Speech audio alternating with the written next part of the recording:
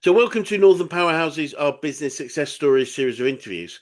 We'll discuss with local business leaders, their backgrounds, their successes, their challenges, and what's really driving them forward. So, this afternoon, I'm delighted to have with us Brett Jacob, who's founder at Present Works. So, firstly, Brett, thanks for spending a little time with us. And if you'd like to introduce yourself, Present Works, what you do, how you help people, that would be wonderful. Thank you, Chris, for the introduction there and for inviting me along. Yeah, I'm Brett Jacob, one of the co-founders of the design, content, and marketing strategy business, Present Works. We've been in business now since 2018. Even though that we employ a team of designers, a team of writers. I'm neither a designer nor a content creator. But looking back at when we kind of set this up, myself, my business partner, Peter Lowes, we recognize that there's a different way of potentially doing things for business and something of a gap in the market.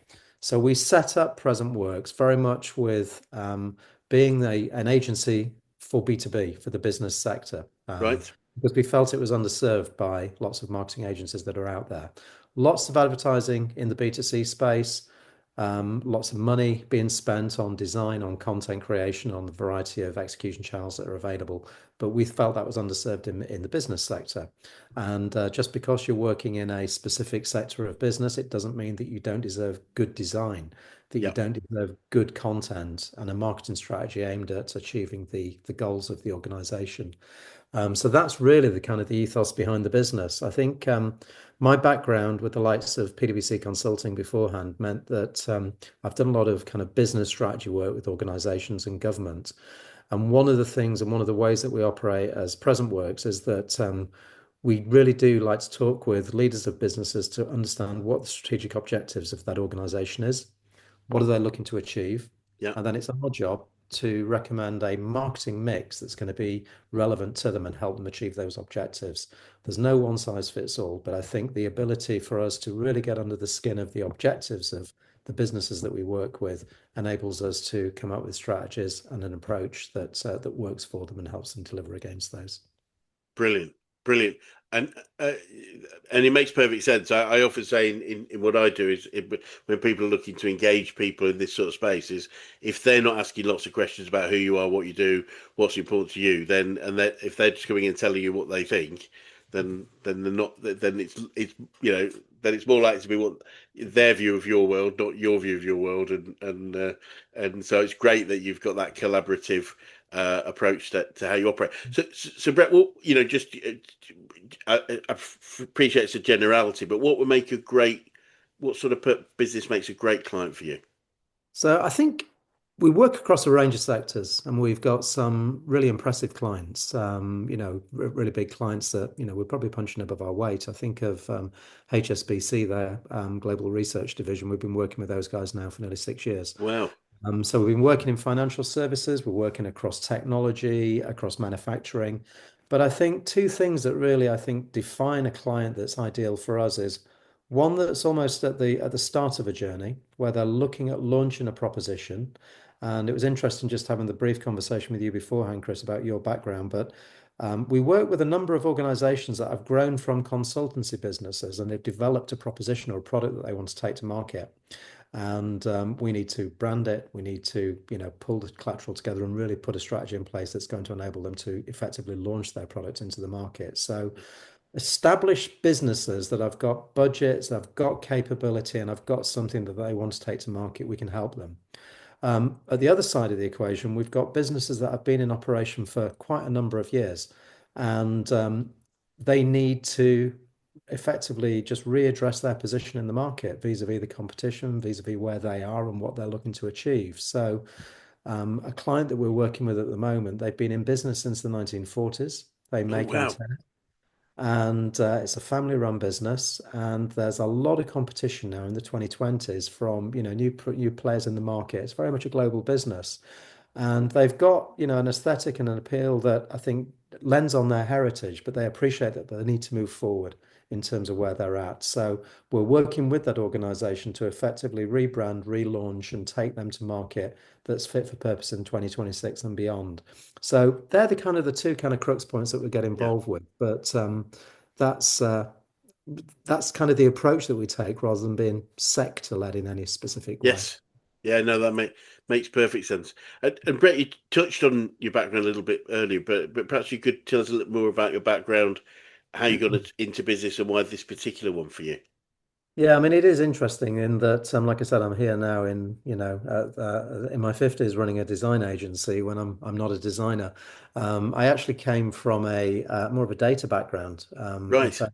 So, data was kind of my forte in my 20s as a forecasting analyst. I moved to Leeds at the back end of my 20s to kind of run the analytics team at First Direct, and then from then kind of went into management consultancy with the likes of PwC, so working with organizations to pull together data strategies for them Yeah. and enabling sort of data-driven transformation of both government and the private sector.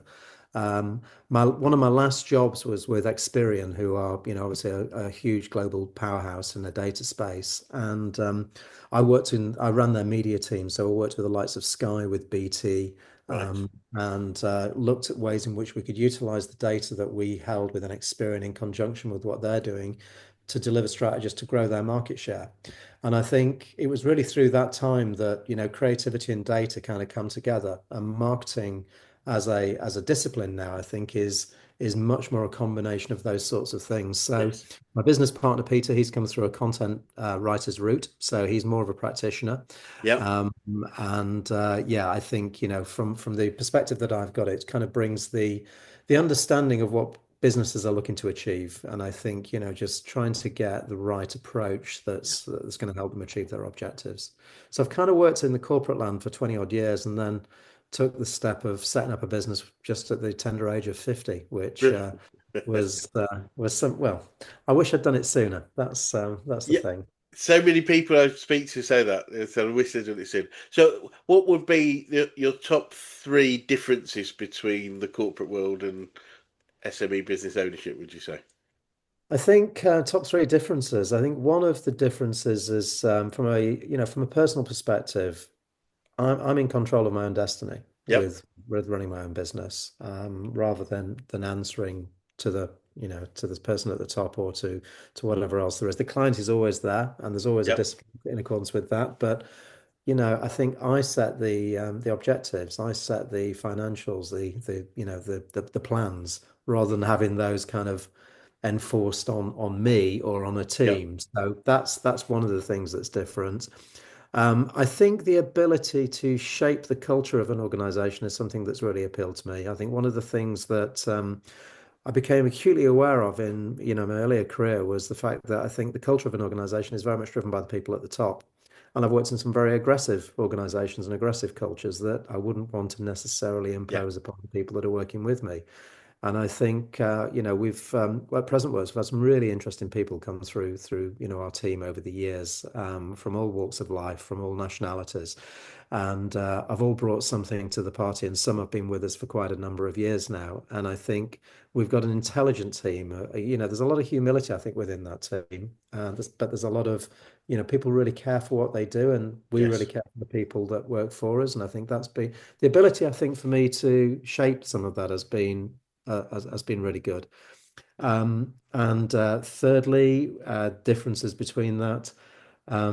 Goodness me. Well, I can set my own agenda, yeah. and choose the clients. And I think choose who you work with. That's an important, not just the people that you Nice. work with, but the clients that you want to work with. There are some where the fit just isn't right. Yep. And if it's not right, I don't have to work with you. Whereas that's not necessarily the case if Yeah. you're working in a bigger corporate. Interesting point that, especially that last one. Yeah, it's often the client is signed by over there, so I don't get the choice. Get on Whereas with it. here, yeah, I get with it. No, it's interesting actually because I meet lots of business people, and one thing they often say is, "Oh, we don't want to grow too big because we don't want the culture to change," and Mhm. seeing corporate, often, and I say to them, from my perspective our job as we grow, primary job of a founder is to maintain, communicate, and be the champion of the culture. And if you keep the culture right, you'll grow as successful as you choose to be. In fact, your success will be because of your culture, Mhm. not despite your culture, or if that's the right opposite. But Yeah. it's interesting how most people perceive size as being culture change and not normally for the best. But I Yeah. don't think it needs to be like that. No, I think you're absolutely right. And I think, as I said, one of the benefits for me being, doing what I do is the ability to shape that culture and Yeah. to grow it as well. And shift as well, with the times. And don't Yep. get me wrong, there are some challenges that certainly come our way when dealing with different organizations, people, whatever that is, or problems. But the ability to shape that has been key. Brilliant. And looking backwards then as you've grown, and I'm guessing there's quite a significant event between 2018 and now, but what are some of the biggest issues you've had to overcome over that period, Brett? I think, I mean, there've been a few issues, I mean, obviously, you mentioned there, obviously, 2018, a couple of years later, was a very different landscape. And lots of people, during the pandemic, cancelling their marketing spend, understandably, over a Yeah. course of a day or so. And we're sat there wondering what we're going to be doing. So that was obviously a big kind of Yeah. external shock that we had to overcome. We actually, I worked really hard during that period and was contacting clients or potential clients absolutely globally. And we picked up a number of global clients that I've never actually met in person, but we Wow. did work for, from Melbourne to Dubai, Oh, to brilliant. Germany to Italy. So it was quite an interesting perspective from that, perspective. Um, I think, there are always challenges, and I think, the market shifts. You can't stay the same. You have to move with some of the challenges that come your way. I think one of the challenges that I think is often understated within any organization, I've kind of seen this throughout my career, is that if you're working with a client and you've been doing that for some time and you're the incumbent provider of services to that client, somebody new comes along to that client, and then you've got to compete with the shiny new thing that's offering something different to what you're doing. Yeah. And I think that's been, I've seen that all the way through my career, actually, in terms of how you deal with being a solid provider of services that you've been in place for maybe 2 or 3 years now, and you've got to persuade them that you're the right organization to move on and move forward with as well. Yeah. When there are people coming up with different prices, different Yeah. ideas, different levers that they can pull. So I think the strategy around that for me has always been absolutely crucial in terms of one, just making sure that you understand the client's market, you really do understand what they're about, and that you've been there for the long time, you're there for the long term. Yeah. You don't take anything for granted. You're not complacent about the position that you're in. And I think, there is the ability to utilize different levers, be they financial, be they, in terms of effort or project work that can be done to deliver better going forward. And I think really, ultimately it's about positioning yourself as that longer term partner that's Yeah. it's not just there for the quick win, but No. has been there for the future, has seen you through some of the difficult times, and we're looking to see you through, hopefully better times moving forward and maintaining that relationship. And I think I'm really proud again the fact that we've got a number of very long-standing clients within Present Works that we don't take for granted. We do see as being partners, and that we've helped deliver some real organizational and some growth, some Yeah. some change and growth to them as well. So that's something that, yeah, I think is not necessarily uh, what you'd specify as being a problem, but it's something that's there. And I think, you need to have a strategy in place to ensure that you can maintain and grow. Yeah, no, it absolutely makes a lot of sense. We do quite a lot of work on we call it creating raving fans. The raving fans will never leave us. Clients do come and go in many ways because unfortunately some behaviours, some personalities like change. So it's Mhm. like, however good you are, I'm still going to change. I'm still going to look for something new. And obviously you get the classics of somebody's brother-in-law's business does what we do. We see that a lot. Yeah, we do see And that a lot. And I think when somebody new comes in, it's like a new football manager. They bring their team with them, and often that can yeah, be their agency. So you have to compete with, the agency of the new marketing director that's coming through. And that's yes, both a challenge and an opportunity, because one of the things that I find is that when people move on, we're part of their backroom team. And, absolutely, don't get me wrong, we've benefited from that, but yeah, we've had to demonstrate to the new organization that we're the right partner to be put in place. So yes, I can think of a couple in the last few months where that has been, worked in our favor. And Yes. the job then is to ensure that, with the new person in charge at the old organization, that you are still the right organization to deliver Yeah. what for. We no, you bang on. We one of the things we teach, which is I learn so much by doing what I do that I hadn't learned having had a relatively successful business before I became a coach. But we talk about this idea that um, a lot of people focus on results naturally. If our job is to deliver, a great strategy, great results for you. But if we don't also look at the relationship building, then we create an inherent weakness. So the perfect sort of what we call raving fans who we're never going anywhere. In fact, they sell for us. They tell other people. Other ones where there's not it's not just a high return on investment. I'm getting a high level of result, but I've also got a high level of relationship, and they like us. And I think some organisations miss that part of it, the relationship building, and not doing enough to say, well, and I've seen people do it many times. So, well, what's going on? They're getting great results. That's okay. That's the logical part. But the emotional part is, do they like us? Would they go for Well, coffee with us or a beer with us or those sorts of absolutely things? key questions, and you're absolutely right to not understate the relationship aspect of this. I think if there's one thing again that I've really learned throughout my career is that relationship is absolutely key, and psychology, understanding the psychology of the people that are buying Yes, from you.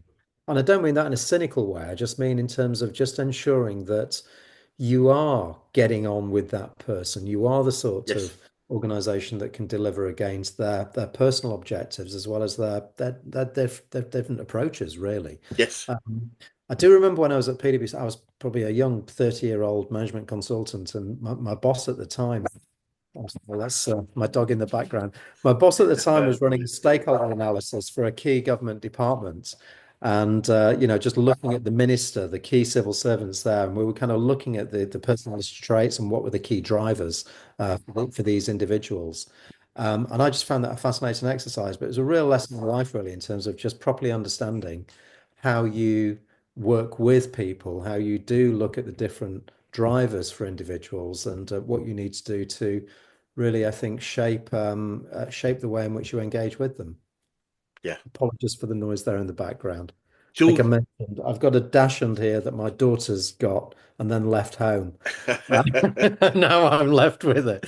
So, it's all good. I may have mentioned before we started doing these in lockdown ourselves, and then it was quite common. We'd have kids running in, dogs jumping up. I do have two recordings. I think where a cat walks straight across the screen, sort of like that. So it's all good. It's just real life. That's yeah, that's exactly what I'm that. doing. So Uh, not a problem at all.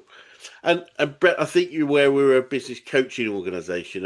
I'm keen to know who the best coaches you've worked with, whether that's business, sport, or life in general. Who's had the biggest impact on you? And that's a really good question. I mean, the person that I just kind of alluded to was a partner at PwC who, in terms of probably the best boss I've ever had. And this Brilliant, was in my early 30s, that I was working with Tom Jenkins at the time, still in touch with him. brilliant. And yeah, got me involved in some very big ticket projects. The way he kind of tackled a proposition, he really went for the top. He just wanted to. I, one of my first sales pitches, I was in Alistair Darling's office in Westminster, Yep, demonstrating a new type of organization when he was Minister for Work and Pensions at that point in time. And Tom just demonstrated how you can get to these people and how you can help shape an agenda in that particular space. So, certainly from a professional perspective, he had a massive impact upon me. Um, and yeah, I mean, I think you are the average of kind of the five people that you spend the most of your time with, and so that's been good and bad for me probably over the years. But I do try and keep the balance right. I've got a personal trainer, which I've only been doing this for the last year or so, and this guy's absolutely transformed my life, as well brilliant, as just getting me stronger and fitter. His mental approach and what he kind of has shown me has been, transformational for me really as well over the last year. brilliant, And he's an amazing guy. Um, I'm also a little bit of a hippie, a little bit of a Buddhist, and I've brilliant. been at various kind of silent retreats over the last few years, and I've been very fortunate to have I struck up a friendship, a relationship with a monk who's based over in Bali, and Oh, met him over in right. Portugal. I was in Bali last year on a silent retreat, and yeah, I think some of the lessons that he's taught me as a person, really, Yep. and getting me to go into silence for a number of days and meditate for hours a day and do that. And I've been with friends, and I've met friends in silence as well. This is one of the things that I think is quite unbelievable. So, three very different walks of life there: personal trainer, corporate boss, Buddhist monk. Love it. That's probably the start to a very good joke, but I don't know what that is. But fascinating, absolutely fascinating, and yeah, we can, and I think that what that demonstrates, and I've been introduced, we can learn pull learnings from so many different situations and people. It's like Oh, you know, totally, totally. I I know think it's a well-used phrase, every day's a learning day, but we're living like we learn lessons from living life. We learn lessons from how people treat us. If customer service lessons for how people serve us in restaurants, how we can therefore serve people better, and it's just so many different ways of, and it also demonstrates there's so many different ways to approach something, and if we get the stuff that works best for us, then we're going to do the best job we can, I think. that's true. And I think, I mean, I work with, I worked with quite a few younger people in my organization as well, and I learn from them. I hope they learn from me, but I certainly learn from working with just a whole range of, different age groups and, be that different skills or just different ways of dealing with people. I think, you've got to be open to that Yeah. and, yeah, take it on board. Absolutely, absolutely. And from any of those three people or any other source, do you have any favourite quotes or sayings that you catch yourself using on a regular basis? So I've become a bit of a stoic bore over the last few years. Brilliant. Don't think it's necessarily groundbreaking at this moment in time, and it's certainly a philosophy that's been around for a number of years. But yeah, I've been reading quite a lot of Stoic philosophy, and there was a bit of a meme going around, I think, a couple of years ago about how often men think about the Roman Empire, which is kind of almost daily. Which anyway, a bit of a funny thing. And Peter in the office shouted across the room to me, Brett, what book are you reading at the moment? And I went, How to Think Like a Roman Emperor, the Stoic teachings of Marcus Aurelius. And it was just kind of proving that point. Yes. But yeah, I mean, honestly, I've been gobsmacked by some of the stuff that I've read over this last 2 or 3 years in that particular space. A quote that I think is wonderful by one of the big three Stoics, Seneca. If a man knows not to which port he sails, no wind is favorable. So I love that. But then Yes. at the same time, that's suggesting, you got to know where you're going, you got to know the direction you're going in, and hopefully things will push you along the way. Um, I do remember talking to Buster, my personal trainer, about planning. And just as I'm kind of punching this punch bag, he said, as Mike Tyson said, everybody's got a plan until you get a punch in the face. I was like, wow, yeah, that's that's amazing And as well. Um, but yeah, I do read quite a lot, and I do like some of brilliant. these sorts of quotes, and I'm always kind of capturing little memes and on my phone, and I've got various categories in my photographs for various things that I've seen and taken. Brilliant. Brilliant. I think my we obviously you won't be surprised to know we work with very lots of very busy business people. It's like probably the greatest gift I think we give when we work with people is getting the time back, because so many people are so busy, and yet when they actually look at what they've done and over a day or a week, it's you know lots of stuff that probably other people could do. So there's a great you probably like this one you've heard before. So I think it was a prominent Buddhist monk. It might have been the Dalai Lama. It doesn't really matter. But it was said every person should meditate for at least half an hour a day, unless they're really busy, in which case they should meditate for an hour a day. Yeah, I And love I that. just love that. It's just like slow down to speed up is my phrase, which sort of relates, perhaps relates to that. And it is just like, yeah, Absolutely. take our time. Absolutely. Wonderful. And there's yeah, my favourite. I'm just like, are you familiar? There's a great, I say great book. It's just lots of Stoic quotes, but I think it's called the Daily Stoic, Yeah, and it's William Mulligan. yes, He's very popular on Instagram. I'll be honest, I think he's great. And I think the way in which he kind of gets it across to a broad audience, I think is really helpful. I There's a magazine called The Idler that I've kind of been Oh, okay. subscriber to for the last 30 odd years, I think it is. It's called The Art of Good Living. It's kind of uh, yeah, living life well, Yeah, merrily, reading lots, enjoying company, good food, good drink, and all the rest of it. love But it. Tom Hodgkinson's latest book is an idle approach to Stoicism. So I'm looking forward to reading that. Oh, that'll be interesting. Yeah, that's combining those two things. Well, Yeah. I was going to ask for a book recommendation. That's a All great one. right, there you go. Well, I've not read it yet, but I've Okay, read a lot of Tom Hodgkinson's we'll, stuff. How we'll to Be Free, which was one of his first books, was hugely inspirational for me. And I'm the sort of guy that when I find a book and I like it, I do often buy a number of copies for various friends and send them off to various corners brilliant. of the country. Love it. Absolutely. And I mean, any others you'd like to recommend, or likewise any podcasts that you want to listen or follow? Goodness me. And you put me on the spot there. In terms of podcasts, I think William Mulligan is who you mentioned there. I do listen to a Yep. lot of his stuff and on various podcasts as well. Um, I mean, probably some of the podcasts that I listen to, probably not. They're not as relevant in a business context. I'm It's very okay. interested in history. I'm very interested in the arts and music, and I do follow various things If and you want to various big anything people. up, you're welcome to. We've had people recommend. What did we have? We had a couple of crime. I think we were talking about books, but crime thriller books type stuff recommended. It's all For good. some reason, I've got an obsession with East German design aesthetics, and I did Right. find this. There's a really obscure little podcast that's basically recommending all things East Germany, the DDR kind of Brilliant. podcast, yeah. And I've got a great book at home as well, a Taschen book, which is just all the different design aesthetics through consumer goods, through clothing, through buildings, and everything else. Um, there you go. Brilliant. That's kind of little bit of obscurity. Fantastic. And so on the learning front, what would you say you've learned about yourself throughout your journey so far, Brett? That's a good question as well. I think being authentic is something that I think is really important. And I remember deliberately when I used to be a real hippie in my 20s. I did loads of travel. I had long hair and a beard.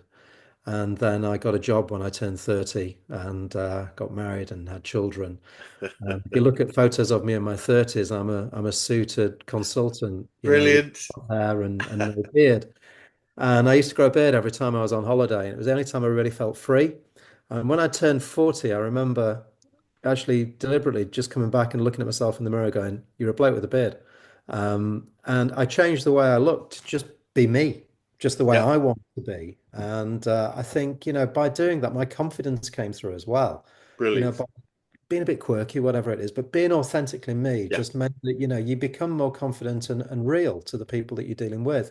And it goes back to your earlier point about relationship building.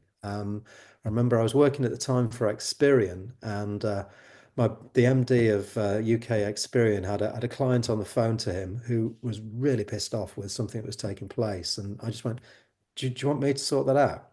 And the woman that I met, who was the boss of this big organization. I met her one afternoon and we had a conversation where it's kind of, it's getting good, it's not good, I'm losing it.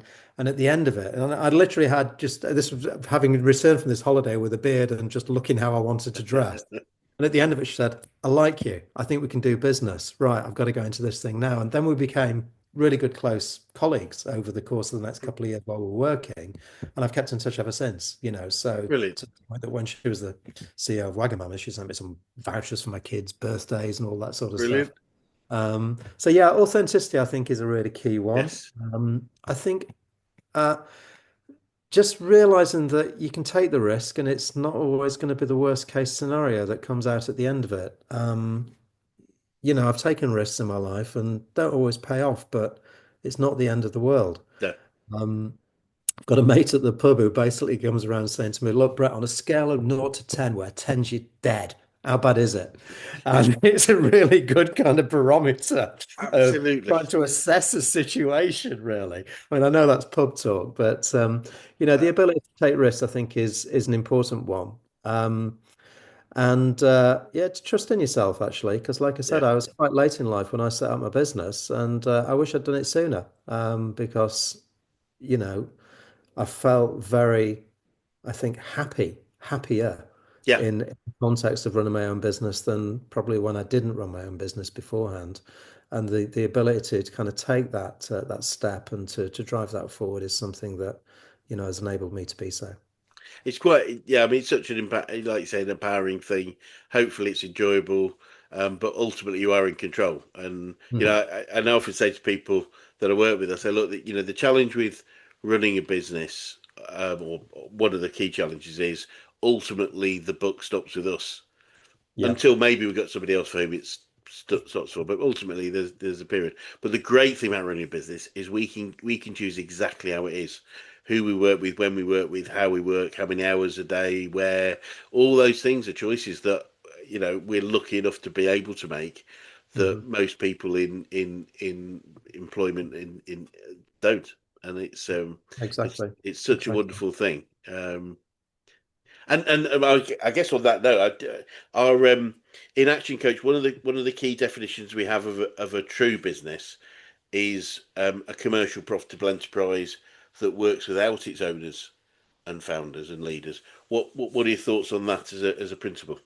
I think that's a very solid principle to go by. And I think, you introduced me as the founder. I was the MD of the business for 5 years. I'm fortunate in that my business partner, Peter, is 20 years younger than me. He's taken the MD role. I'm supporting him doing that and stepping back. So, I mean, we were speaking this morning. He was in London yesterday with two clients, running two sessions that went really well, really pumped about it. And it was a great listening to him to see how well that Yes, had.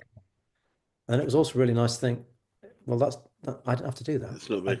It's had nothing to do with me. That's down to Peter and the team that has done Yeah, this. So, it's important, I think, to ensure that you have the right people in place, the structures in place, the right business partner as well. I think it's an interesting relationship, a business partner relationship, in terms of how you are. We quite different people, but we works well together.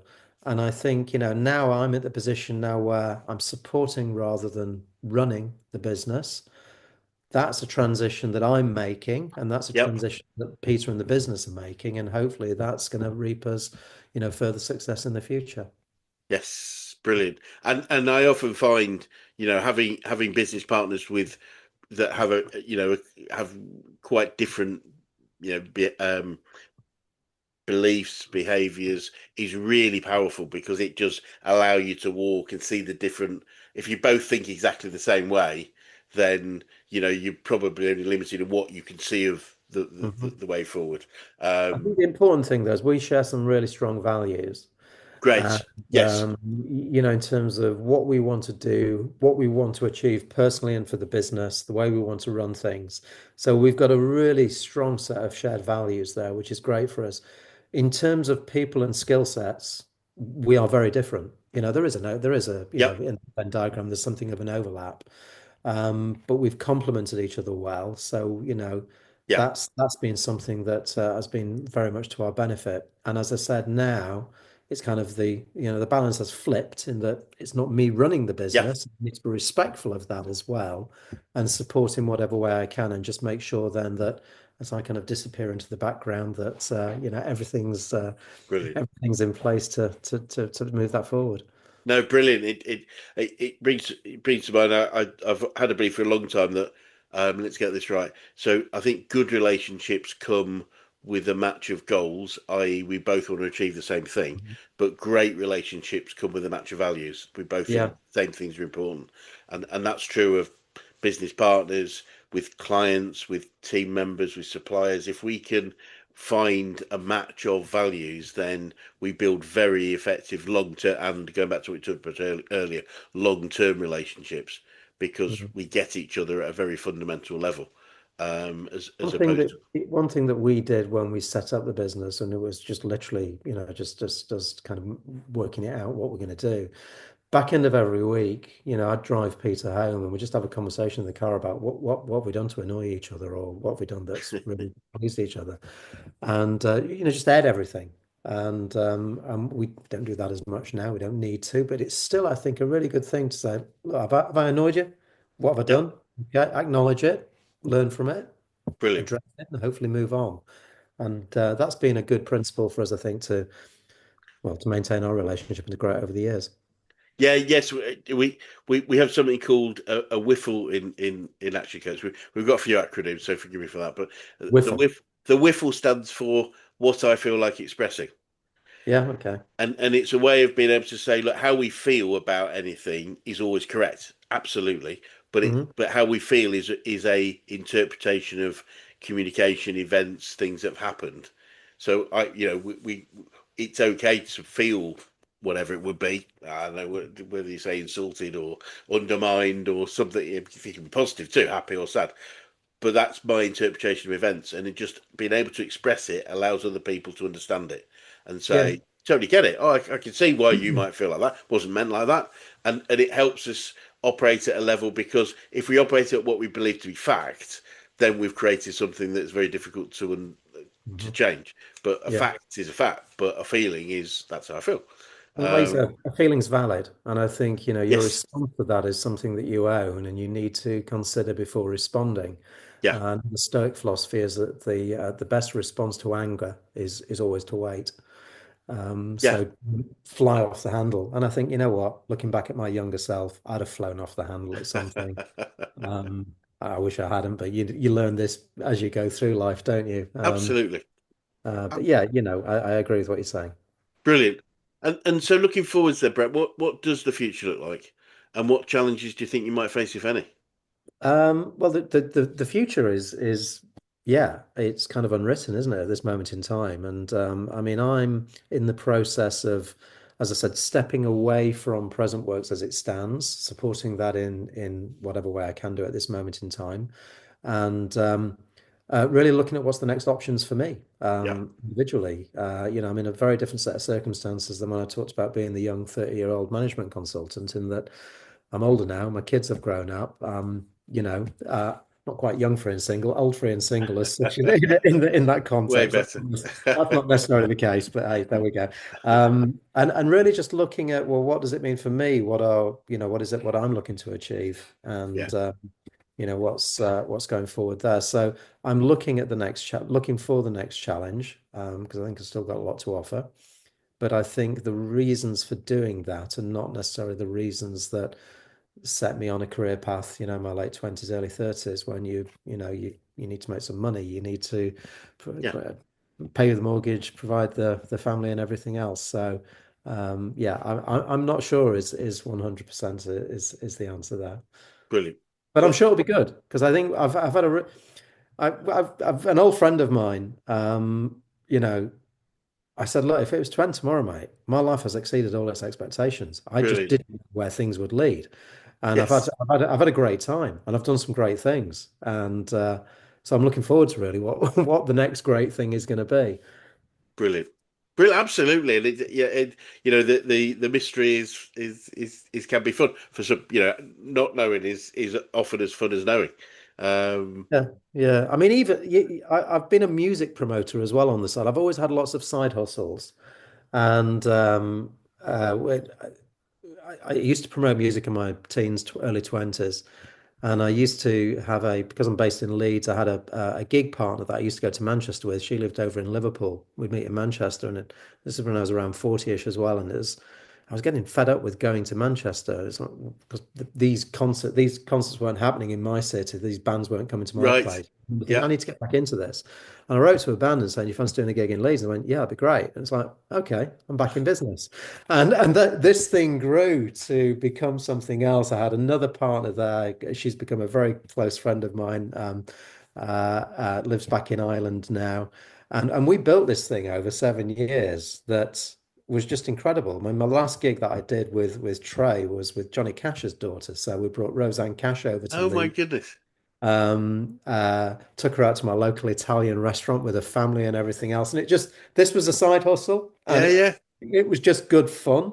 And Brilliant. music's always been a passion. And I think it was a way of me, that organization, putting things on, bit of salesmanship and everything else in there. It was good fun. So, there's been business, there's been side things. And, as I said, I just need to hopefully bring the two together, I think, for the next move.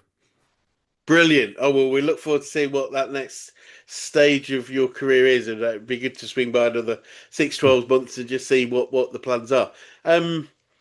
But final question, what would be the best advice you could give an 18-year-old you if you could go back in time and do that, Brett? Wow, that's an interesting one. I think, um, yeah, just trust in yourself, take the risk, make a move, do it sooner, don't wait, don't procrastinate over these things. It'll be all right. Um, you know, I think, as I was saying earlier, that it took me until I was 50 to start my own business as such. I wish I'd done it sooner. So that would be my advice. Wonderful. Brett, it's been fascinating to talk to you, and thank you for sharing so much knowledge and your thoughts on so many different things. And as I say, it'd be great to swing by and talk about what that next stage is, as and when you've got those plans or ideas in place. But for now, thank you so much for your time. Thank you very much. Thank you.